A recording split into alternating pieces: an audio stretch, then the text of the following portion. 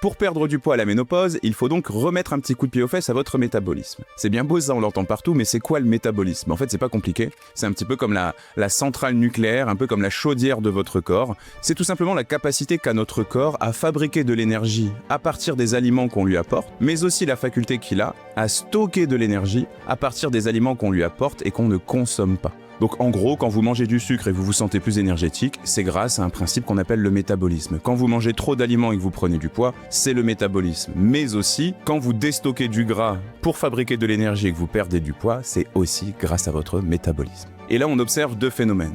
Premièrement, si, comme beaucoup de femmes que je vois au cabinet, vous sortez de plusieurs années, voire même dizaines d'années de régime, privation, perte de poids, reprise des kilos, etc., vous avez un petit peu ralenti, vous avez un peu troublé votre métabolisme avec le temps. Mais en plus de ça, comme l'étude scientifique que je vous remets juste ici et dans la description l'a prouvé, à partir de la ménopause, les femmes ont tendance à stocker davantage de gras. On peut dire donc que le métabolisme est ralenti parce que le corps préfère stocker du gras ou le fait beaucoup plus facilement plutôt que de le dépenser, plutôt que de le brûler et vous faire perdre du poids. Et comme à cause de la ménopause, vous avez beaucoup moins, voire presque plus du tout d'hormones féminines dans le corps, c'est-à-dire d'oestrogènes, et bien vous allez vous mettre à stocker vos kilos comme un homme, c'est-à-dire beaucoup plus au niveau du ventre. Mais si vous êtes arrivé à la ménopause en ayant déjà un surpoids au niveau des cuisses et des fesses, et bien cette prise de poids au niveau du ventre vient s'ajouter à tout ça.